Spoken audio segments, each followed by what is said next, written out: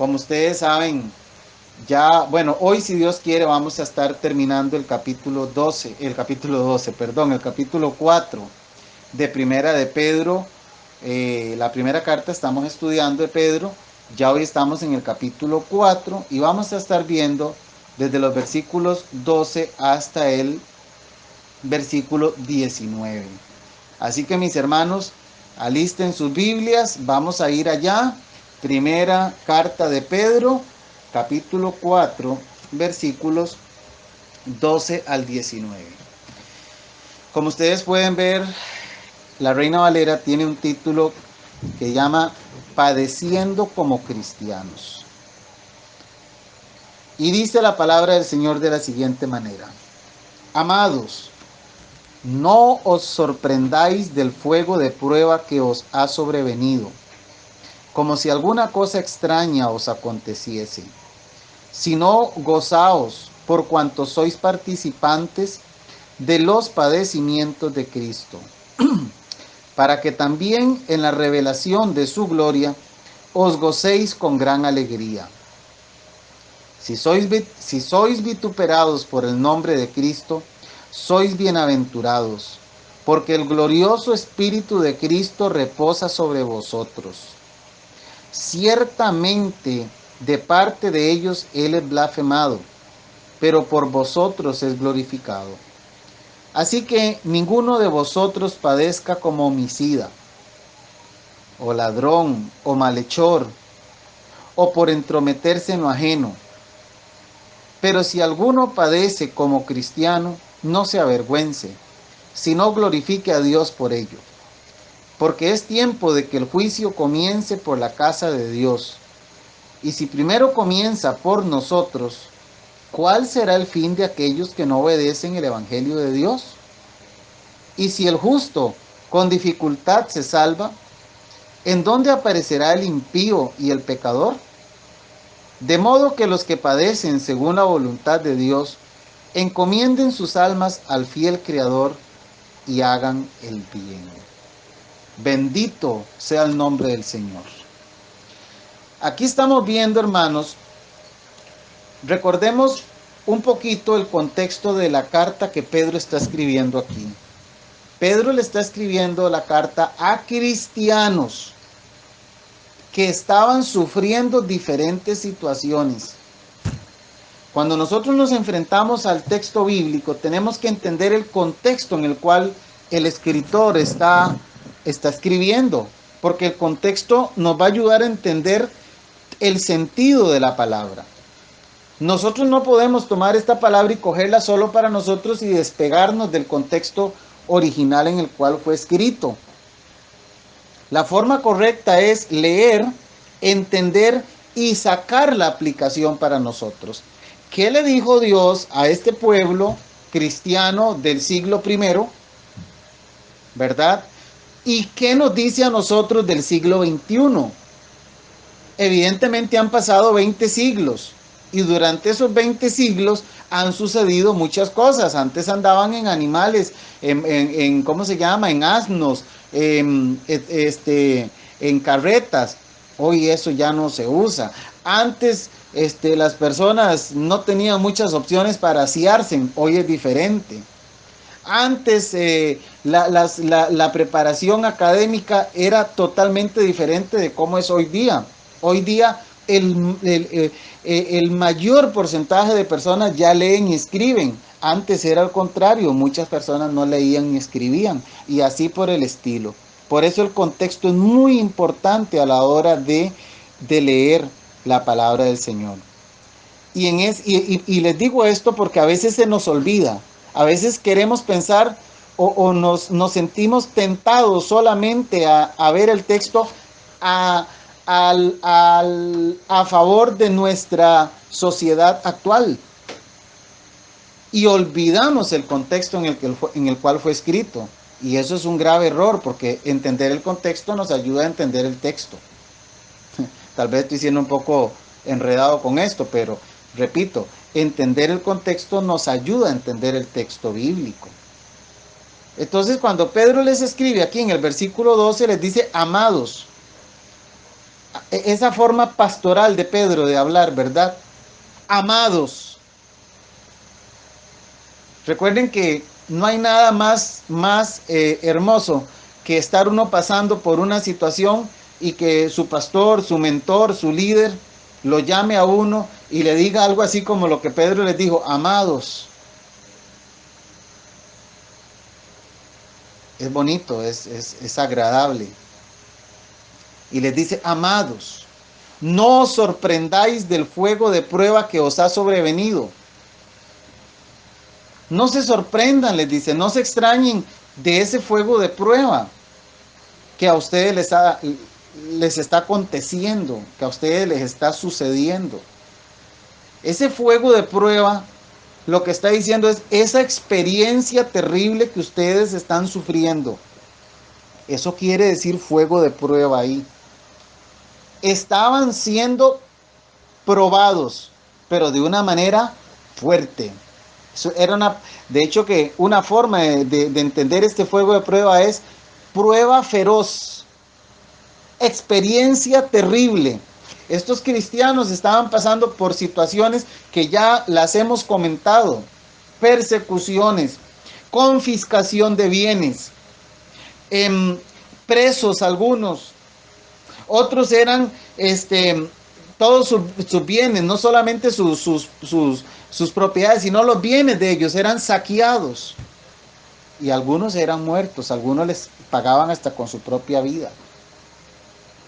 Pero Pedro les dice: no se sorprendan, ustedes no se tienen que extrañar de esa experiencia terrible que ustedes les está sucediendo. Como si fuera algo extraño. ¿Por qué? Porque Pedro les dice, en lugar de decirles: no, miren, tranquilos, ya todo va a estar bien. O les pudo haber dicho: ustedes son muy malos, ustedes son muy pecadores, seguramente ustedes están siendo desobedientes. Por lo tanto, eso que ustedes están recibiendo es parte de su castigo por desobediencia, como lo hicieron los amigos de Job. Pero no, Pedro no les dice ninguna de las dos. Pedro les dice: no se extrañen de la experiencia difícil y terrible que ustedes están pasando, como si fuera algo extraño.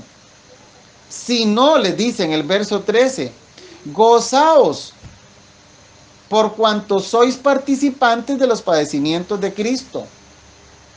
Pedro logra transmitirle a estos cristianos que los padecimientos que ellos están teniendo es porque ellos son participantes de los padecimientos de Cristo.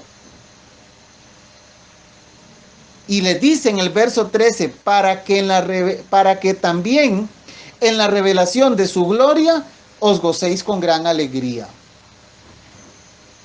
Hermanos, no hay otra cosa que a nosotros nos pueda causar mayor consuelo,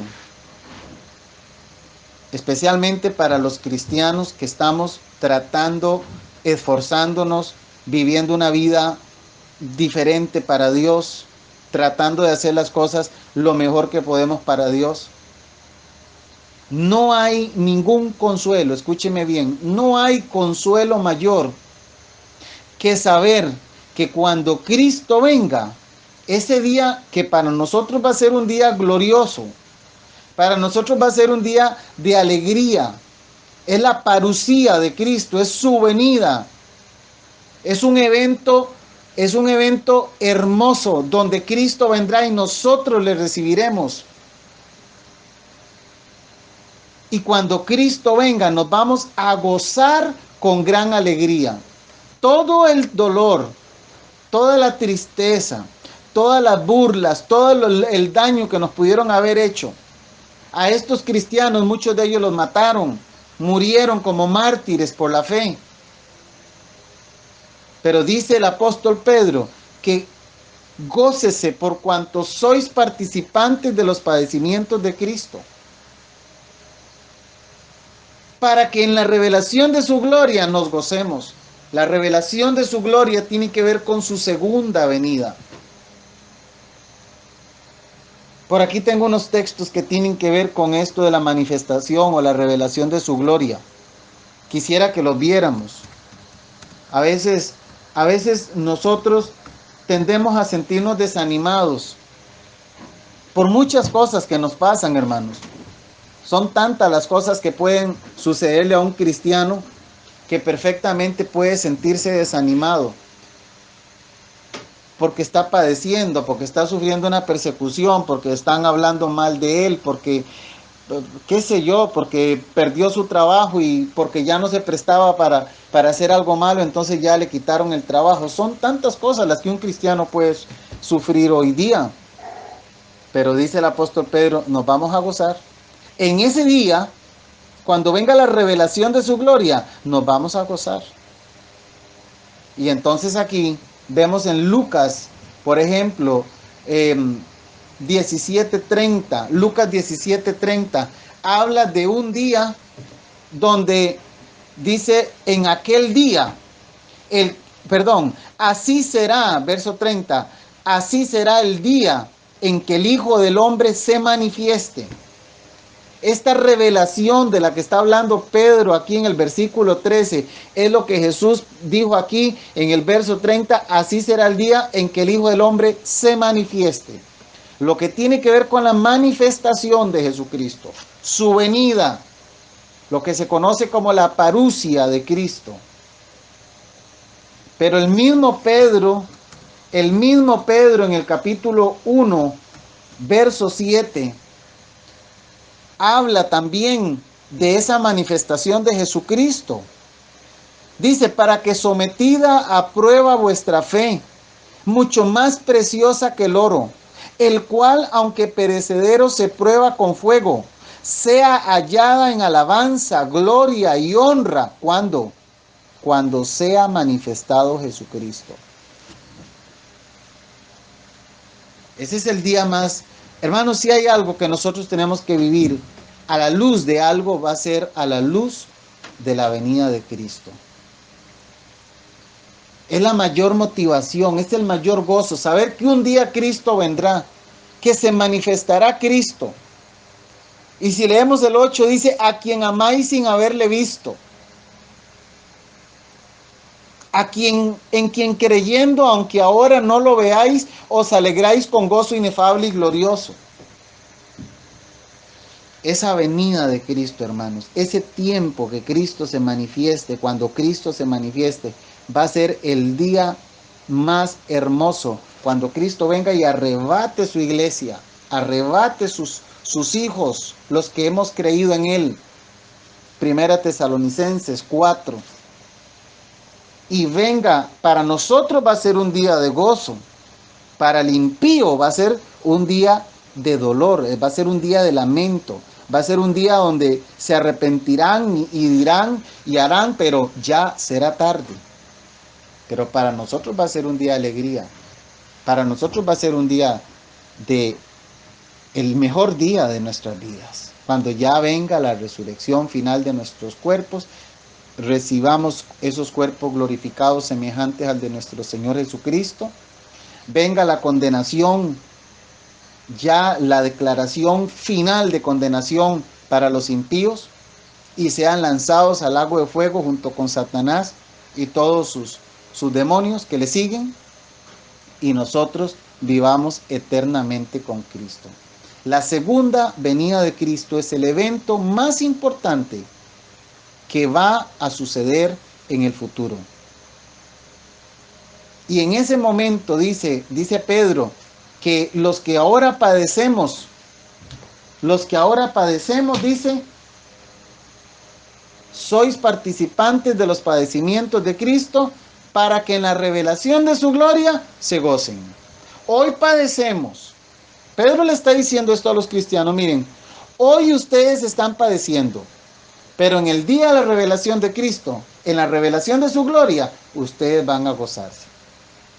Los que se han gozado hoy, los injustos, los impíos, los que han disfrutado de sus riquezas terrenales hoy, los que tienen carros hiper carísimos, los que tienen esos edificios, que son dueños de edificios en Dubái y en Estados Unidos, que hoy han vivido a cuerpo de rey, gastando y viviendo en sus deleites y en sus orgías y en sus disoluciones, El día que Cristo venga, dice la palabra, desearán que les caigan encima los montes. Va a ser terrible. Lo que para nosotros va a ser gozo, para ellos va a ser terror. Va a ser un día de terrorífico para ellos. Esto nos tiene que animar. Eso era lo que Pedro quería hacer con sus lectores. Animarlos. Decirles, miren, ustedes tranquilos, serenos, morenos, todo va a estar bien. El día que Cristo venga en su gloria, ustedes van a gozarse. En el verso 14 les dice, si sois vituperados por el nombre de Cristo, sois bienaventurados, porque el glorioso Espíritu de Dios reposa sobre vosotros. Vituperados quiere decir insultados. Si ustedes son insultados, les dice, en nombre de Cristo, ¿sabe qué? Les dice, dichosos son ustedes. A veces nosotros cuando somos insultados en nombre de Cristo, porque nos llaman, ese cristiano aquí, mira, ahí viene el pandereta tal, y ese vituperio, que la verdad para nosotros no pasa de un insulto, pero para estos cristianos muchas veces fue su propia vida la que tuvieron que dar por ser cristianos. Y entonces les dice, si ustedes son vituperados, si ustedes son insultados en el nombre de Cristo, o sea, por padecer por el nombre de Cristo, ustedes son bienaventurados, dichosos, bienaventurados, Macarius. ¿Recuerdan cuando vimos el término Macarius allá en Romanos? Ustedes son dichosos, les dice. Estamos en el verso 13. Vamos a corroborar nada más que sea el término Macarius. Vamos a ver el 14. Macarius, correcto. Bienaventurados si padecen, si son insultados por el nombre de Cristo. Porque el glorioso Espíritu de Dios reposa sobre vosotros. ¿Cómo? Lo que ya sabemos, hermanos. El Espíritu Santo de Dios está reposando sobre nosotros permanentemente. No hay cosa como decir, hoy reposa, mañana me abandona y pasado mañana vuelve otra vez. El Espíritu Santo de Dios nos selló el día que nosotros nacimos de nuevo. Estas cosas las he dicho, yo no sé si cientos de veces, pero no como una vez que me dijeron, es que usted predique sobre no me acuerdo qué cosa me dijeron que predicara, ya se me olvidó ahorita, y yo venía como 2 meses antes terminando de predicar sobre eso. Pero bueno, a veces las personas no van a la iglesia regularmente, entonces cuando lo escuchan dicen, mira, de eso este pastor no predica mucho. Pero claro, lo que pasa es que algunos no van constantemente a la iglesia, entonces se pierden esas enseñanzas. Pero esto del Espíritu Santo que habita en el creyente lo hemos dicho montones de veces. Y que no abandona al creyente. El Espíritu Santo sella al creyente y a partir de ahí mora en usted. Mora permanentemente. Un cristiano que ha nacido de nuevo, bueno, si no ha nacido de nuevo, no es cristiano. Pero un cristiano que nació de nuevo, el Espíritu Santo de Dios, a partir del momento en que lo selló, listo, es propiedad de Dios y viene el sello del Espíritu que lo que indica es eso, propiedad. Y Pedro les dice aquí a ellos, ustedes son dichosos si ustedes son insultados por el nombre de Cristo, porque el glorioso Espíritu de Dios reposa sobre ustedes, está reposando. Dichosos sois. Y a veces tenemos que reconocer que como cristianos vamos a tener que hacer cosas o no hacer cosas que chocan ante los demás, que repelen, que nos chocamos. porque no nos prestamos para una situación, porque no nos reímos de un chiste, porque no compartimos una forma de hablar. Y entonces vamos a ser insultados por eso. Pero dice, tranquilos, dice, ustedes si son vituperados, dichosos son. Dichosos. En ese versículo 14, esta parte donde dice Reina Valera, ciertamente de parte de ellos es blasfemado. Él es blasfemado, pero por vosotros es glorificado. Esa porción, esa frase ahí, esa oración no está en el texto, por lo menos en los textos griegos que yo consulto. De modo que es un agregado de nuestra Biblia Reina Valera. El texto llega hasta donde dice vosotros. ¿De acuerdo? Para que tengan ese dato ahí y lo tengan presentes. En el verso 15, el apóstol Pedro les dice, verso 15, así que ninguno de vosotros padezca como homicida, o ladrón, o malhechor, o por entremeterse en lo ajeno. Pero si alguno padece como cristiano, no se avergüence, sino glorifique a Dios por ello. Vamos a ir viendo esto porque tenemos que entenderlo en el contexto de lo que les está diciendo Pedro. Pedro les está diciendo a estos cristianos, miren, ustedes eviten, o sea, ninguno de ustedes vaya a encontrarse padeciendo por homicida, o por andar robándose lo que no es suyo, o por andar haciendo cosas malas, o por andar de metiche. No, ninguno padezca por eso. Y lo mismo debemos nosotros pensar hoy.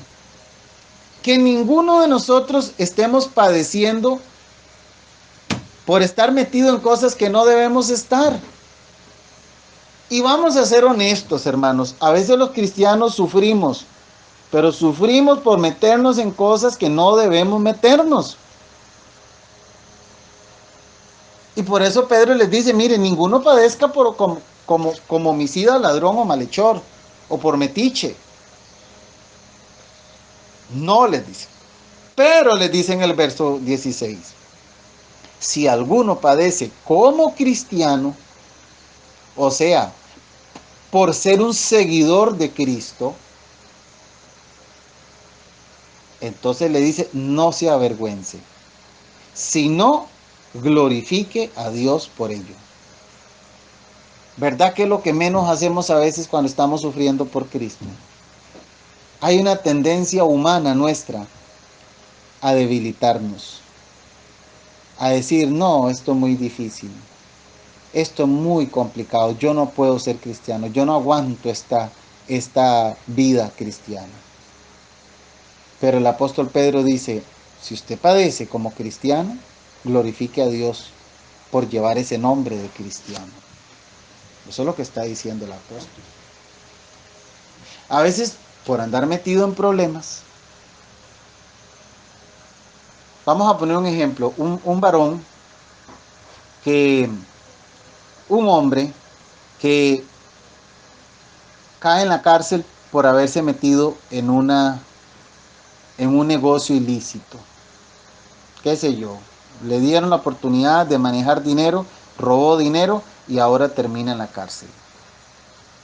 Entonces, este hombre, puede ser un creyente, cae en prisión.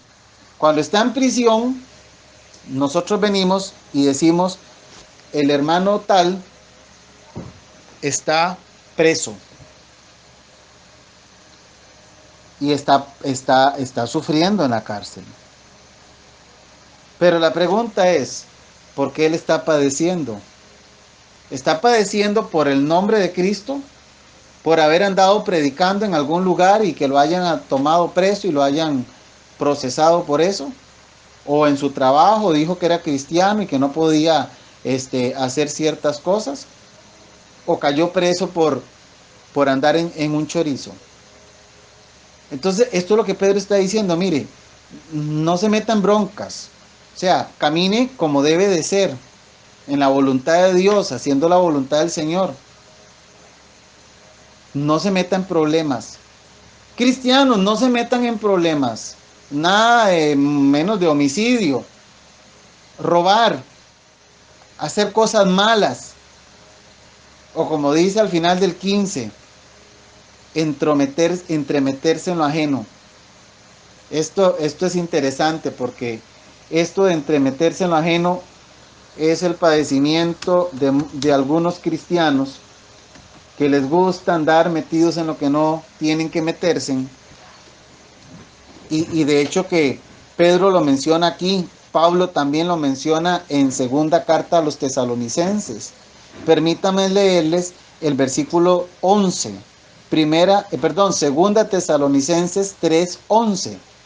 Dice así: porque oímos que algunos de entre vosotros andan desordenadamente, no trabajando en nada, sino entremetiéndose en lo ajeno. Parece que era un problema de algunos cristianos en el primer siglo y es un problema hoy en algunos cristianos, entremeterse en lo ajeno, donde nadie lo ha llamado. El cristiano tiene que primero asegurar su casa, asegurar su testimonio, asegurar sus hijos, asegurar su esposa, asegurar su entorno y no andarse metiendo en lo ajeno. Ahora, si nos vamos a meter en lo ajeno, que sea para ayudar, porque tenemos un cargo o tenemos un liderazgo o la persona nos pidió una ayuda, una colaboración, un consejo, qué sé yo. Pero esta actitud que tenían estos cristianos de andar observando, supervisando, viendo a ver todo lo que los demás hacen.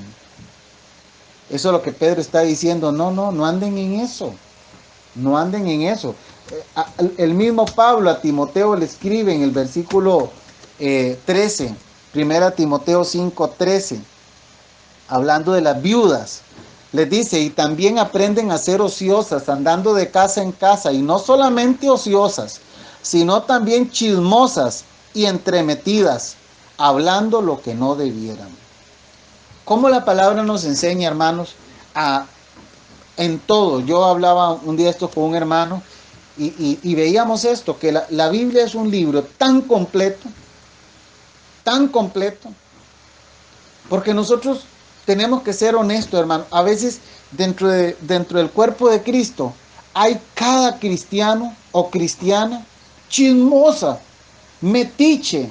Nadie lo llama, nadie le está diciendo, y ahí anda, ¿viste al hermanito fulano? Ya usted vio que fulanita tal cosa, usted vio, y miren, y cuchi, ¿verdad? En las cocinas de las iglesias, en el mismo templo, aquella carajada, aquella maña de estarse metiendo en lo que no le importa. A veces van a las casas a hacer supuestas visitas espirituales y terminan chismorreando todo lo que está sucediendo. Pedro les dice, no, si usted se mete en problemas por usted andar de entremetido, usted no, o sea, no haga eso. Eso no es lo que Dios quiere. Pero si usted va a padecer por causa del nombre de Jesucristo, ahí sí es diferente. Más bien le llama dichoso. Tenemos que corregir ese problema que tenemos en las iglesias. Yo no sé, a veces yo me pregunto por qué razón el cuerpo de Cristo, a veces los hermanos, cuando digo el cuerpo de Cristo me refiero a los miembros de las iglesias, a veces tienen actitudes tan feas, mañas tan feas. Y a veces el impío nos está oyendo y nos está viendo y dice, qué feo, mire, ve, por eso es que yo no quiero ser cristiana, por eso es que yo no quiero nada con las cosas de Dios, porque mire a fulanita, que no se mide la lengua para hablar, y es cristiana. Pero ¿dónde están los pastores que no le dicen nada a estas personas? Que no enseñan en la iglesia que el cristiano tiene que gobernar bien su casa primero. No se meta en el problema del otro, eso no es su problema. Si a usted no lo llaman, usted no tiene por qué andarse metiendo. Deje de hablar del hermano, deje de hablar del pastor. Dedíquese a vivir usted una vida en santidad. Pero yo no sé, yo digo, ¿qué pasa? A veces nos vemos tan mal delante de las otras personas. A veces nos vemos tan mal delante de los impíos y que muchas veces escuchamos los comentarios del impío diciendo, yo no quiero nada con Dios. Dios guarde, mira a fulana, vea qué lengua más viperina, qué lengua más suelta tiene. Y dice que es cristiana. Y mírela donde va para los ayunos, y donde va para las oraciones, y donde va para los cultos. Todo por no refrenar la lengua. Todo por no estar calladito, ubicado en lo suyo. Y esta es una situación que el apóstol Pedro está tratando aquí. Así que, mis hermanos, esto es lo que Dios nos enseña a nosotros.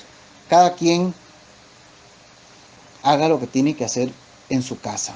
Acomode primero lo suyo y después, si usted puede acomodar lo suyo, probablemente usted va a poder ayudar a otros. Pero hay gente que no tiene ni siquiera ordenada su casa y quiere andar ordenándole la casa a otros. Y metiéndose en lo que no le importa y dándole órdenes a las cabezas de los hogares. ¿No? Bueno, en el versículo 17, el apóstol Pedro habla del por qué es que se tiene que dar todo esto. Dice el apóstol que es tiempo, porque es tiempo de que el juicio comience por la casa de Dios. Y si primero comienza por nosotros, dice el apóstol, ¿verdad? ¿Cuál será el fin de aquellos que no obedecen el evangelio de Dios? Aquí hay dos cosas importantes que hay que tener en cuenta en este pasaje. Lo primero es que este juicio del que está hablando no es un juicio referente a la condenación eterna. Aquí está hablando de un juicio que tiene que ver con disciplina correctiva, incluso con castigo, pero no con condenación eterna. Porque el cristiano, el nacido de nuevo, ya no está expuesto a condenación eterna, pero sí está expuesto a disciplina correctiva, incluso a castigo. Y eso lo hemos hablado también muchas veces. Y el apóstol le dice, mire, nos ponemos en cintura. El apóstol Pablo está poniendo en cintura a los cristianos. Y les recuerda, es tiempo que el juicio comience por la casa de Dios. O sea, nosotros tenemos que tenemos que ordenarnos, señores. Nosotros no podemos andar predicando en la calle y diciendo que somos cristianos si nosotros mismos no estamos viviendo una vida como debe de ser. Es tiempo que el juicio comience por la casa de Dios. No podemos ser candil en la calle y oscuridad en la casa. Y si primero, dice, comienza por nosotros el juicio, ¿verdad? Este juicio, el que está hablando aquí, ¿cuál será el fin de aquellos que no obedecen al evangelio de Dios? Si Dios a nosotros, que somos sus hijos, nos va a disciplinar, que ya vimos que no tiene nada que ver con condenación eterna, este juicio de aquí, ¿qué será? Dice, es una pregunta retórica que demanda una respuesta. ¿Qué será o cuál será el fin de aquellos que no obedecen el evangelio? O sea, como dicen los chiquillos ahora, o sea, hello. ¿Cuál será el fin de aquellos que no obedecen? No me lo quiero ni imaginar, aunque sabemos cuál es el final de los que no obedecen el evangelio. Su fin será muchísimo peor. Y para ellos, sí, para los que no obedecen el evangelio, para los que no quieren nada con Dios, entonces para ellos ahí sí es condenación eterna.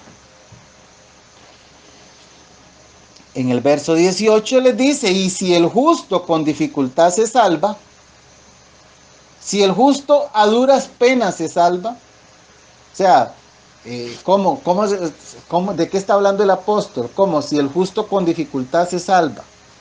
Si el justo con dificultad quiere decir, o sea, si el justo está sufriendo la disciplina de Dios, o sea, si el justo está siendo objeto de la disciplina de Dios, vuelve a hacer otra pregunta retórica. ¿En dónde aparecerá el impío y el pecador? Nada más imagínese usted. Si el justo pasa por la disciplina de Dios, que eso es bíblico, está totalmente probado que Dios a los que ama disciplina. Perdón. Si el justo con dificultad se salva, ¿en dónde va a quedar? ¿En dónde va a aparecer el impío y el pecador? Definitivamente no le va a ir nada bien. ¿Por qué? Porque está rechazando El impío está rechazando a Cristo y va a tener serios problemas con Dios. Así que, mis hermanos, creo que, bueno, luego termina, vamos al verso 19. De modo que los que padecen según la voluntad de Dios, encomienden sus vidas o sus almas, como dice Reina Valera, al fiel Creador y hagan el bien. Ese es un cierre que hace el apóstol. Es un cierre que él dice, de modo, hermanos, que también los que padecen, los que están sufriendo, según la voluntad de Dios, ya vimos, no por andar de metiches, ni de homicidas, ni de malhechores, no, los que padecen por causa del nombre, según la voluntad de Dios. Les dice, a ustedes les digo, encomienden sus almas. Ese encomendar ahí es como depositar para protección, como abandonarse a los brazos de Dios. Como diciendo, Señor, aquí estoy, tú me guardas, protégeme. Esa confianza que tenemos en Dios. Entonces dice, encomienden sus almas, que hay almas, debemos entenderlo como vidas, no solo como almas en un sentido no corporal, ¿verdad? Sino en un sentido de vidas. Encomienden sus almas, encomienden sus vidas. Yo les he dicho a ustedes que cuando nosotros vemos la palabra alma en la Biblia, no siempre se refiere a la parte inmaterial del ser. Alma puede también hacer referencia a la vida de la persona, y este es el caso aquí. Creo que también en el capítulo 1 habíamos visto algo así. Correcto, cuando dice el versículo 1:9 de 1 Pedro, dice, obteniendo el fin de vuestra fe, que es la salvación de vuestras almas. Recuerdan en el capítulo 1, ahí la salvación de vuestras almas es la salvación de vuestras vidas. Pedro usa eso, Pedro habla de almas, pero se está refiriendo a la vida de la persona. Eso tenemos que entenderlo cuando leemos el texto.